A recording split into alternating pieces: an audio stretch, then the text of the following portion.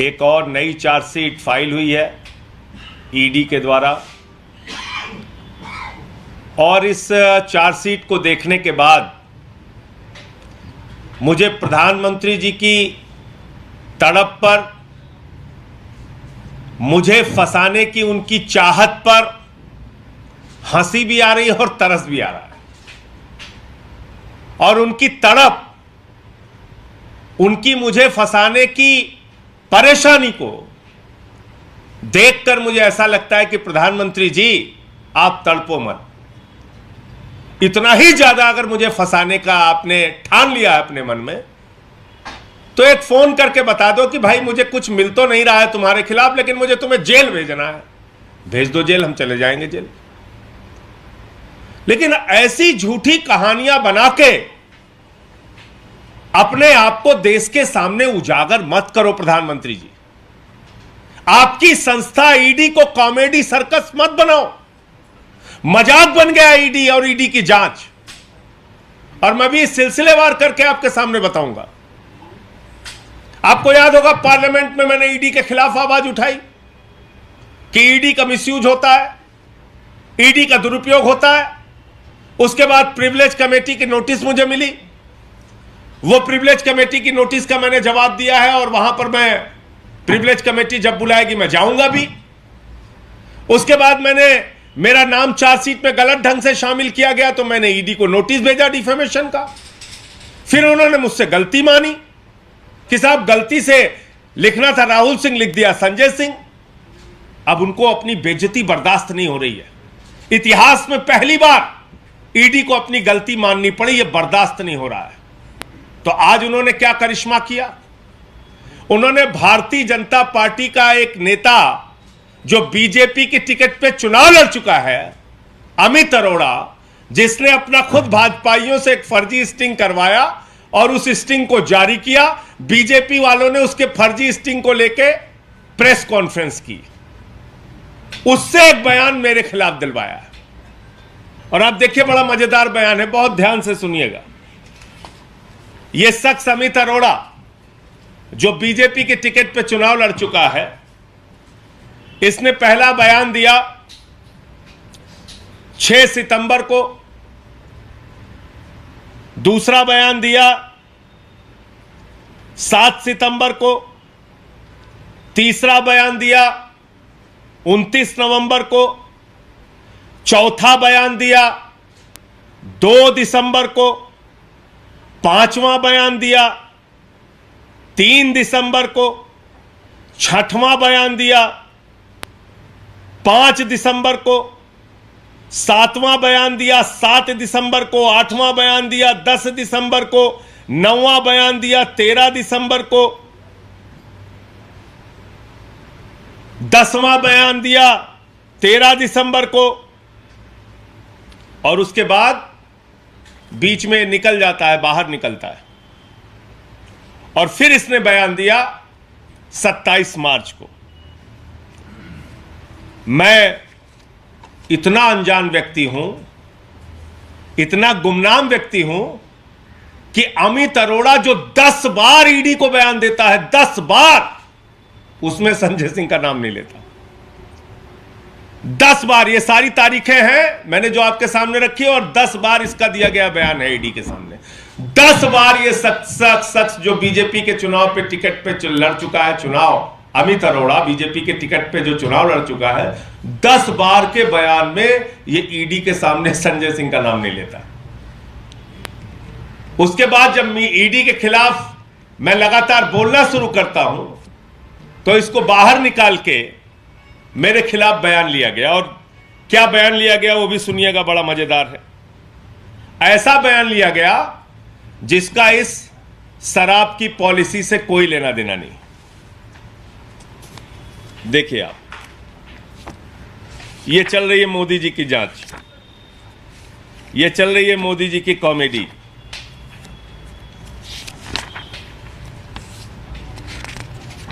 ये अमित अरोड़ा कह रहा है कि 2020 जून में जब इस शराब की पॉलिसी कहीं आई गई, इसका नाम ही नहीं था, कहीं दूर दूर तक इसका कोई लेना देना नहीं था। 2020 जून में इसने कोई एमयू साइन किया। विवेक त्यागी, अजीत त्यागी, सर्वेश मिश्रा उस मीटिंग में थे। दिनेश अरोड़ा और विवेक त्यागी के साथ मिलकर इसने कोई एमयू साइन किया, जिस एमयू का कोई अता पता नहीं।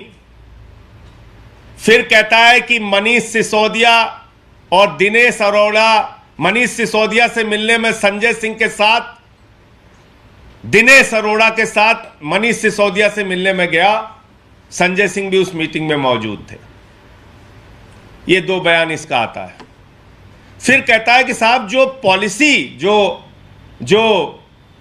जिस चीज के लिए हमने एमयू साइन किया था, वो लाइन बड़ी इंटरेस्टिंग है। कहता है कि दरअसल वो जो एमयू साइन किया था वो पॉलिसी आई नहीं। इसमें लास्ट में लिख रहा है, however this policy change did not take place since the policy of 2021 did not come and the old policy of 1920 was extended. Meanwhile, work on the new policy of 21-22 started. तो ये कह रहा है कि एक एमयू साइन हुआ, सब कुछ हुआ, लेकिन क्योंकि वो पॉलिसी आई नहीं, इसलिए उस एमयू पे कोई काम भी नहीं हुआ।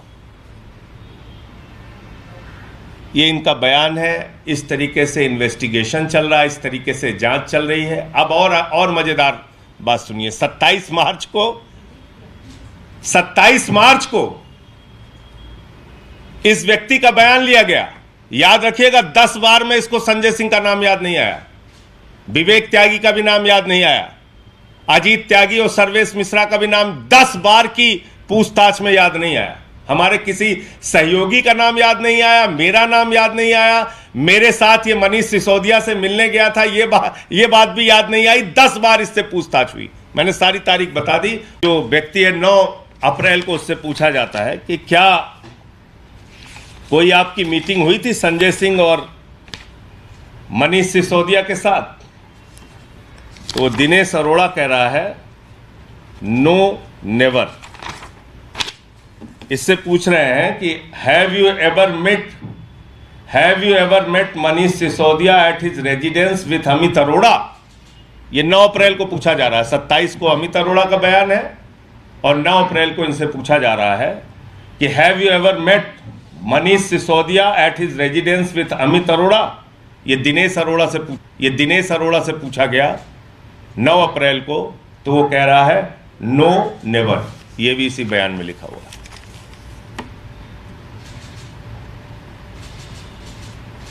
तो मैं तो कह रहा हूं कि इस देश के न्यायालय को अब इस बात का संज्ञान लेना चाहिए कि किस तरीके से भारतीय जनता पार्टी के इशारे पर, प्रधानमंत्री नरेंद्र मोदी के इशारे पर ईडी नाच रही है। किस तरीके से मुझे फर्जी फंसाने के लिए बेचैन और बेताब है।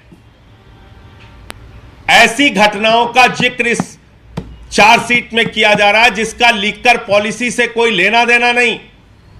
ऐसे एमयू का जिक्र किया जा रहा है जिसका कोई लीकर पॉलिसी से लेना देना नहीं, और जो व्यक्ति बयान दे रहा है वही व्यक्ति कह रहा है कि नहीं, यह पॉलिसी नहीं आई जिसको लेकर एमयू साइन हुआ था। घटना कब की बता रहा है? जून 2020 की। और कब बता रहा है? 10 बार की पूछताछ में नहीं बताया, 11वीं बार की पूछताछ में मेरा नाम ले रहा है। यह इन्वेस्टिगेशन चल रही है। तो मोदी जी, मैं आपकी तड़प को, आपकी बेचैनी को समझ सकता हूं। आप मुझे जेल में डालना चाहते हैं, आप बहुत बेचैन हैं, आप तड़प रहे हैं, लेकिन आपकी तड़प पे मुझे तरस आ रहा है। आप एक फोन कीजिए मुझे कि संजय सिंह तुम्हारे खिलाफ सारी जांच करा ली, कुछ नहीं मिला, बट मोदी की इच्छा है तुम जेल चले जाओ। मैं चला जाऊंगा जेल, डाल दो मुझे जेल में, शौक से चला जाऊंगा। लेकिन ये गंदी हरकत मत करो। पूरे देश के सामने आपका सच उजागर हो रहा है। जो व्यक्ति फर्जी स्टिंग करवा के अपनी स्टिंग जारी करवाता है, उस पर बीजेपी वाले प्रेस कॉन्फ्रेंस करते हैं। 10 बार की पूछताछ में उसको संजय सिंह का नाम याद नहीं आता। उसके बाद उससे मेरे खिलाफ बयान लेते हो। 10 बार की पूछताछ में उसको संजय सिंह का नाम याद नहीं आता। उसके बाद उसके मेरे खिलाफ बयान लेते हो। मेरे सहयोगियों के यहां छापेमारी करते हो। ऐसी बातें वो लिख रहा है जिसका लिखकर पॉलिसी से कोई लेना देना नहीं। क्यों ये सब कर रहे हो? क्या हासिल हो जाएगा? तो जैसा मैंने कहा, जितना तथ्य आता जाएगा हर मुद्दे को लेकर मैं कानूनी कार्रवाई में जाऊंगा। यह एक दूसरा तथ्य सामने आया है जिसमें फर्जी, बेबुनियाद, झूठी बातें लिखी गई हैं, जिसको खुद जिस व्यक्ति के नाम से लिखी गई हैं कि दिनेश अरोड़ा साथ में मीटिंग गया था, वो डिनाई कर रहा है। ऐसी बातें लिखी गई हैं जिसका लिकर पॉलिसी से कोई लेना देना नहीं। बावजूद इसके आधार बनाकर हमारे सहयोगियों के हाथ छापेमारी का काम किया गया, हमारे साथियों के हाथ छापेमारी का काम किया गया।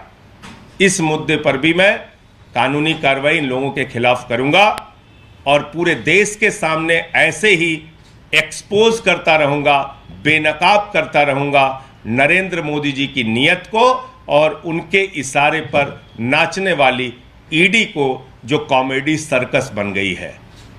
तो मैं आज ये जो चार्जशीट आई थी, इसके जो तथ्य थे वो आपके सामने रखना चाह रहा था, इसलिए आज की ये प्रेस वार्ता थी। आपका कोई प्रश्न हो तो आप पूछ सकते हैं। संजय जी, पहले आपका नाम आता है चार्जशीट में, फिर कहा जाता है गलती से डाल दिया, फिर आपके करीबी में छापा, फिर आज ही नहीं चार्जशीट। तो आप ये कहना चाह रहे हैं कि आप सीधा इशारा ये है कि संजय सिंह की अगली बारी है? बहुत साधारण सी एक लाइन में आपको समझ में आ जाएगा।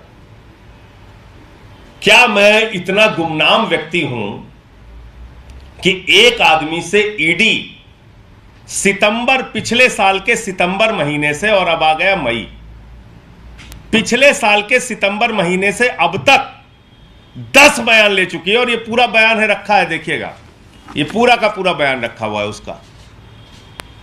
इसमें और भी लोगों के बयान है, लेकिन उसके बयान है, पूरे के पूरे बयान है। ये पढ़िए आप। 10 बार के बयान में ना तो उसको संजय सिंह याद आते हैं, ना विवेक त्यागी याद आते हैं, ना सर्वेश मिश्रा याद आते हैं, ना अजीत त्यागी याद आते हैं। और 11वें बार के बयान में फंसाने की साजिश के तहत एक ऐसी एमयू और ऐसी पॉलिसी का जिक्र किया जा रहा है 2020 जून का, जिसका लिकर पॉलिसी से कोई लेना देना नहीं। लिकर पॉलिसी का तो जन्म ही नहीं हुआ था तब। तो ये फंसाने की साजिश नहीं तो और क्या है? ये बदनाम करने की साजिश नहीं है तो और क्या है? और इसको लेकर अगर मैं कानूनी कार्रवाई नहीं करूंगा तो मेरे पास रास्ता और क्या है? ईडी के अधिकारियों को जो डांट पड़ती होगी, जो कहा जाता होगा, वो कर रहे हैं, लेकिन ये सब कुछ करने में वो कितना फंस रहे हैं, वो भूलते जा रहे हैं। आपने बता दिया संजय सिंह, दिनेश अरोड़ा और मैं गया था मनीष सिसोदिया के घर, मैंने मीटिंग कराई। जिस व्यक्ति का नाम ले रहे हो, वो 9 अप्रैल को जब उससे पूछा जा रहा है, वो कह रहा है नहीं साहब, ऐसी कोई मीटिंग नहीं हुई, कभी नहीं हुई। तो इसलिए मैं फिर मोदी जी से कहना चाहता हूं कि अगर आपके मन में, मैं आज दिल से कहना चाहता हूं कि मोदी जी, अगर आपके मन में संजय सिंह को फंसाने की इतनी ज्यादा तड़प और तरस है, इतनी ज्यादा आपको बेचैनी है, तो आप देश के प्रधानमंत्री हो, दूसरा काम आपके ऊपर बहुत ज्यादा है। एक फोन करके मुझे कहो कि संजय सिंह, आपके खिलाफ कुछ नहीं मिल रहा है, मुझे आपको जेल में डालना है, आप चले जाओ, मेरी संतुष्टि के लिए चले जाओ। मैं चला जाऊंगा, मैं जेल में चला जाऊंगा। आप फोन करके बता दो कि मुझे कुछ नहीं मिल रहा है, फिर भी जेल में डालना है, मैं चला जाऊंगा जेल। लेकिन पूरे देश के सामने आपका घिनौना खेल उजागर हो रहा है। मोदी जी, ये मत करो, ये अच्छा नहीं। आपको देश के लिए और सारे काम करने हैं। एक फोन करके कहो कि कुछ नहीं मिल रहा है, फिर भी हमें जेल भेजना है, मैं चला जाऊंगा जेल।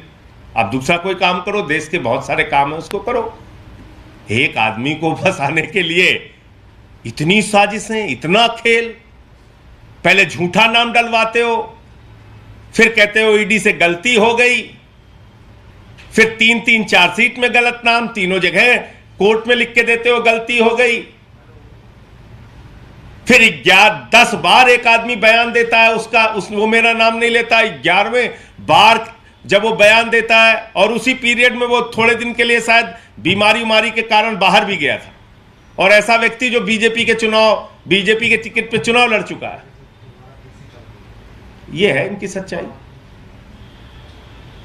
तो इसलिए तो अब साफ है कि फंसाने के अलावा इस जांच में क्या है? ये झूठ का पुलिंदा है और कुछ नहीं है।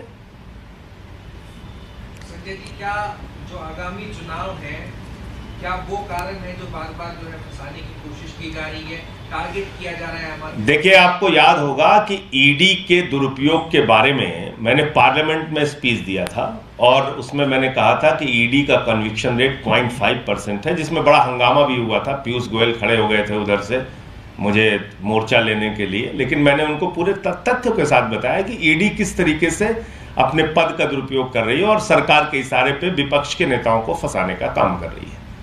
वहां से ये शुरुआत हुई है। निश्चित रूप से चुनाव भी उसका कारण हो सकता है, लेकिन सबसे बड़ा कारण एक दुर्भावना और नफरत से भरी हुई प्रधानमंत्री नरेंद्र मोदी जी की सोच है, जो किसी भी हालत में आम आदमी पार्टी के नेताओं को बर्दाश्त नहीं कर पा रहे हैं, जो किसी भी हालत में एक एक करके हमारे नेताओं को जेल में डालना चाहते हैं। और इसलिए देखिए, आपने क्या कहा था, 14 फोन मनीष सिसोदिया ने तोड़ दिए, कहानी बनाई थी सारे टीवी चैनल। तो ये बदनाम करने का एक जो प्रोग्राम चला रखा है, बदनाम करने की एक फैक्ट्री जो बना रखी है ईडी को, तो अब वो तो अब नहीं चलेगा। अब तो आपकी एक एक झूठ को देश के सामने रखेंगे। आपको फांसी पे चढ़ाना है, चढ़ाओ, कोई दिक्कत नहीं, लेकिन आप जो भी झूठ बोलोगे, जो भी कुछ गलत करोगे, उस पर कानूनी कार्रवाई भी करूंगा और देश के सामने मीडिया के माध्यम से आपका सच भी उजागर करूंगा। और ये आप किसी 10वीं के बच्चे को भी अगर आप बोल देंगे और ये पूरा रखा हुआ है, तो उसको समझ में आ जाएगा कि जिस आदमी को संजय सिंह का नाम, संजय सिंह के सहयोगियों का नाम 10 बार की ईडी की पूछताछ में याद नहीं आया, अचानक उसको 27 मार्च को कैसे याद आ गया। आप सोच सकते हैं, इसमें ज्यादा दिमाग लगाने की जरूरत नहीं है। धन्यवाद।